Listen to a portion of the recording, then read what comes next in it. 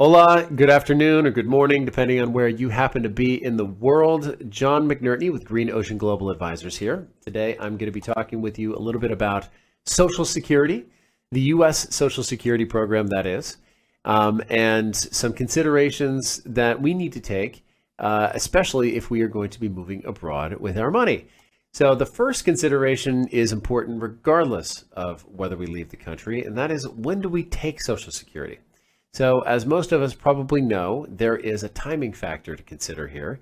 If we're going to live longer, we should probably take our Social Security a little bit earlier. The reason for that is this is a pension. So if we live for longer, we are going to receive more pension payments. If we live a shorter period of time, then we're going to receive less payments. So we should probably start sooner.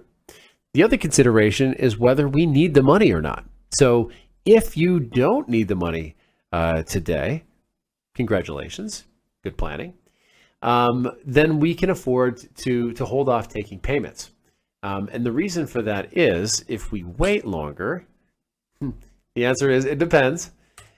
If we wait longer, we are going to get paid much, much more money. So if we look at this chart, for example, we can see that if the strategy is to wait until age 70, we're going to receive over our lifetime about $2 million from Social Security payments. That is about 35% more in total than we would have received if we took our payments as early as possible.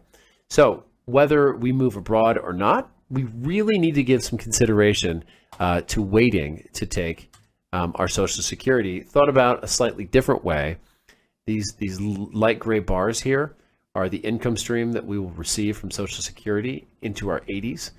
And as we can see, we are going to receive about $580,000 less if we decide to take our payments early and we live until 90.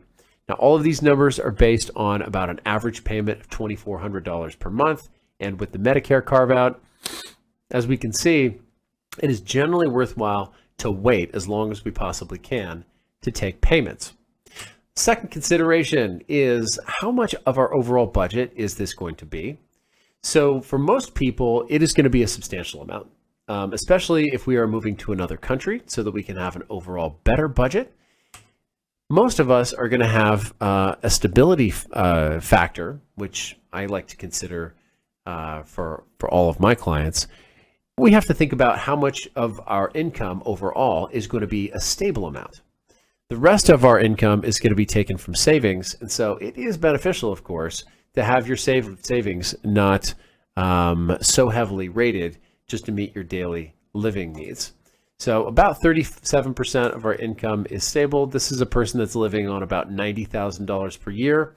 So a third of their income is coming from Social Security.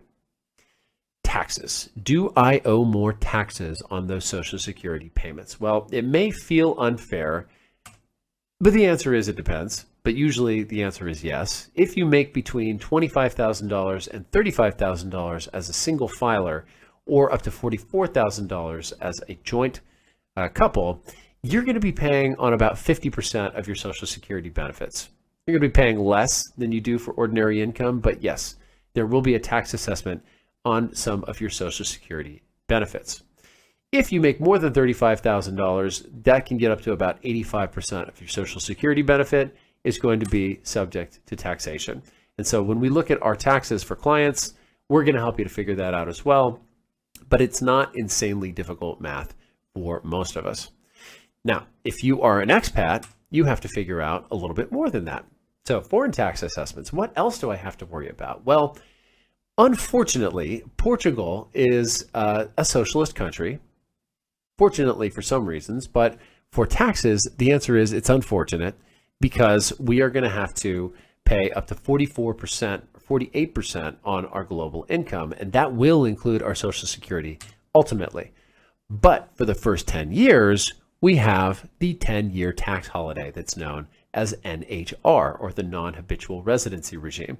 So we have 10 years to figure this out. So in a regular financial plan, the one that I see in the inset window here, for example, there are 10 years inside of which our overall taxes are going to be the same as if we were in the United States. And that is because we are going to be capped at 10% on our Social Security or considered pension income from the United States by the Portuguese government.